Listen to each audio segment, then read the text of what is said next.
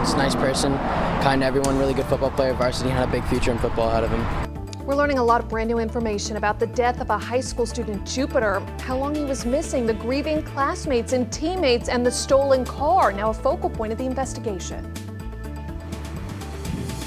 Disturbing allegations against a pair of Jupiter parents where they're accused of holding their teenage son and the charges they're now facing. And tracking a lot of rain to start off this Wednesday morning. I'll let you know when the sun will come back out. You're watching CBS 12 News This Morning. Wow, did you see that radar behind Lauren? I called for him, bringing in lots of rain this morning. Good morning, I'm Matt Lincoln. I'm Ashley Glass. It is all lit up this morning. It is soggy to start your Wednesday. Let's cue up that radar again, just so you're prepared. You know this is what you're waking up to. All right, Lauren, how long is this rain going to stick around? Next few hours at least. We'll probably all be dry by the time we get to the later part of the afternoon. But yeah, it's a bit of a soggy start. Okeechobee, Indian River, St. Lucie, Martin County is covered in rain right now. A little break happening in Belle Glade, but look to the southwest. A lot more rain coming through. So even though it's dry in southeastern Palm Beach County right now, across Boynton, West Delray, Boca, there's more rain to our southwest that will be moving through the area. We have just over 0.3 of an inch in Fort Pierce. This is since midnight tonight. These numbers are starting to go up close to 0.2 of an inch almost in Vero Beach. These numbers will, of course, continue to climb through the rest of the morning and as we head into the early afternoon. So we'll look at 9:15 this morning. Heavy rain outside, maybe starting to break up for areas that are a little further north. Here's 1 this afternoon, still quite rainy outside further south, and then more sunshine with drier conditions expected by maybe around 3 or 4 o'clock. But if you live up near Vero Beach, you might get some sunshine by 1. But if you live in West Palm Beach, it might still be cloudy and very rainy at that time, and you might not get sun until maybe, say, 4. So we're going to clear out from north to south. Temperatures today are nice and cool. It is a cool, cloudy, dreary, rainy day out there. We will be in the mid-60s for your Wednesday. Tomorrow, though, we get a little bit warmer, back into the low to mid-70s for Thursday. More sunshine comes out tomorrow, too. We'll talk more about when another cold front moves in. That's still ahead. Matt, Ashley?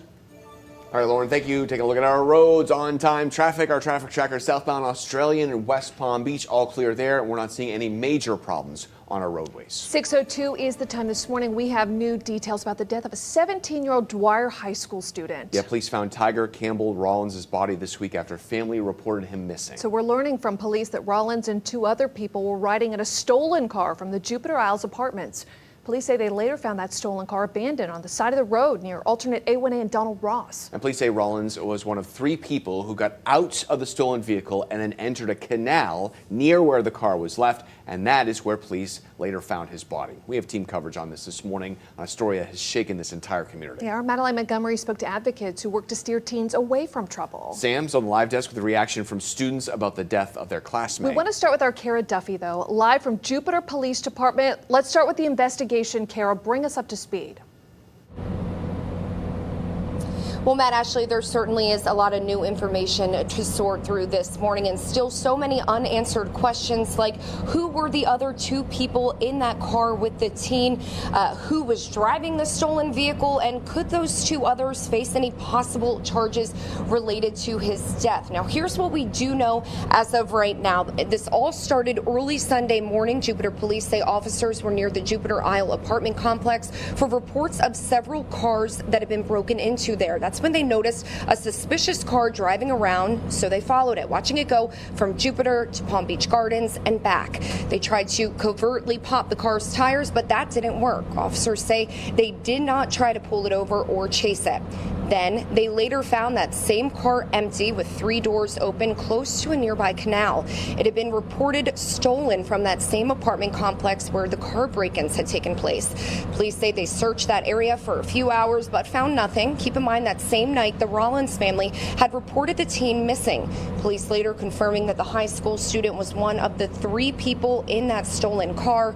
And Matt, Ashley, they believe the group had abandoned the vehicle and had taken off there into the canal, and that is where police later found the body of the 17-year-old. Again, a lot of heavy hearts out there this morning in the community and at Dwyer High School where he was a student there. Of course, we're going to continue to stay on top of this investigation. Police telling us that they will release any new information when they can and when they get it. Back to you. Yeah, Kara, we'll get right back out to you as quick as we can if we do get new info. Yeah, our team coverage continues right now. Sam's at our live desk. Sam, students understandably at Dwyer High School, they're having a really hard time, wrapping their minds around this news. Of course, Matt and Ashley, students at the high school still in shock this morning as they now remember their classmate, their friend Tiger Rollins. And his friends and teammates are mourning the loss of a teenager who they say was kind, energetic, and loved to sing and dance. He was also a star running back on the Dwyer High School football team. And even those who didn't know him personally say watching him on the field was something special. He was a really good football player. Everyone around him, he's a nice person, kind to everyone, really good football player, varsity, had a big future in football ahead of him. Some people are really sad about it. Some of them went to the media centers. Some of them went to counseling to have them help with some issues. Friends say Rollins was also an honor roll student and again, just a talented athlete whose performance on the football field will always be remembered. His coaches tweeted out links to a GoFundMe page to help with funeral expenses. They wrote, "Gone too soon," and "Keep us in prayer." It's just so sad all around. Sam, we want to continue our team coverage now with Madeline Montgomery live in Jupiter. And Maddie, you spoke to a local advocate with a mentoring program that looks to get teens out of trouble. That's right. The group is called Inner City Innovators, and their whole idea is to make sure that kids don't fall in these compromising positions. And the leaders say they honestly relate to the situation that happened over the weekend. And the leader, Ricky Aiken, says that, the whole group is just devastated hearing this news. And we sat down with him, and he says that in his past, he lost close friends at young ages, and that was because of dangerous lifestyles they were caught up in. And that led him to making not so smart decisions. And Aiken points out part of the reason for it, the brain doesn't fully develop until 25 years old. And another reason is the culture of urban communities. Aiken says the focus is on survival, and in that culture, respect is an integral part of that. So you have youth participating in certain things to protect their self-image despite the consequences. When we're younger and we're in this high school age, we're kind of trying to find our way, not only in the world, but in our peer groups. And oftentimes, how we navigate these relationships, it can lead to life or death circumstances. And I'm afraid that may be what happened. Inner City Innovators focuses on mentoring, community engagement, anti-violence workshops, and other initiatives aimed at breaking these cycles of violence. And if you want to get involved, you can donate, you can volunteer, or you can mentor. And we're going to have a link to how you can do that on CBS12.com. Reporting live in Jupiter, Madeline Montgomery, CBS 12 News. All right, Maddie, so many people following this story. It's shaken the entire community. We're staying on top of the developments, and we're working, asking police for more answers as we get them. You can find the latest at CBS12.com or by downloading our free app. Well, 6:08 now, and this morning we are learning more about a shocking case of alleged child abuse. A couple in Jupiter accused of keeping their adopted 13-year-old living in a tiny room inside their garage for years. Yeah, reportedly all of this while their 3 other children were living inside that home. This morning, Tracy and Timothy Ferreter face multiple charges, including aggravated child abuse. They're in jail right now without the option to bond out. This is in a nice neighborhood in Jupiter. CBS 12 News' Terry Ornstein live from the Palm Beach County Jail with more on this disturbing case. Terry, how did police find out about this? Yeah, this is just absolutely awful. Now, Jupiter police say they were following up on the case of a 13-year-old runaway when they went to that house, and the allegations of what they found inside extremely disturbing. I want to show the mugshots of those 2 parents now being held right here at the Palm Beach County Sheriff's Office jail at this time. Now, according to investigators, information from the police, parents Tracy and Timothy Ferreter, both 46 years old, held their adopted son inside a cage in their garage. The cage was 8 by 8 foot and had a deadbolt on the door. Inside, a camera, a mattress, and a bucket. The boy's meals were brought to him, and the bucket was his bathroom.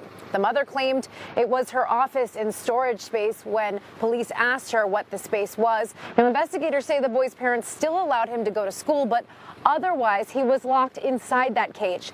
So the next day after Jupiter police saw this structure, well, they went to the school to talk to the boy, and he allegedly told them he was physically abused and forced to live in that cage since 2017. 17. Now, 3 other children were living in that home at the same time.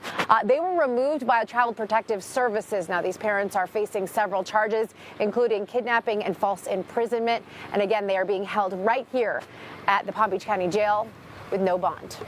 It's sad, Terry. Incredibly disturbing. 6:10 is the time right now. This morning, Boca Raton police, they're searching for a man who they say robbed 12 businesses, some of them more than once. So in this brand new surveillance video we got our hands on from Stallone's Italian Kitchen on Glades Road, you see the suspect walking through what appears to be a kitchen with a cash register in hand.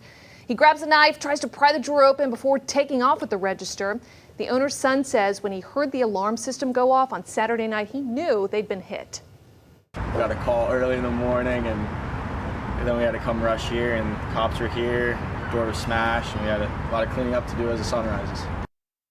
Again, this is just one of the stores police say these crimes were committed. Anyone with information about the suspect, seen pretty clearly there on this surveillance video, is asked to call Crime Stoppers.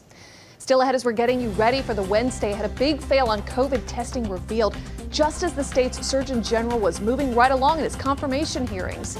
We'll tell you about the snag that has Democrats fuming this morning, saying Dr. Ladapo is not fit for the job, plus his response. It's all coming up in about 3 minutes. Plus, a new man ready to lead St. Lucie County Schools. I sit down with their superintendent in waiting to ask why he's the right man for the job and what he has to say to those who think he got that job too quickly. You have to see the radar this morning. You want to know what you're waking up to as you're getting ready for work and school. There's a lot of rain out there. Meteorologist Lauren Oleski is timing it out for you. We're coming right back.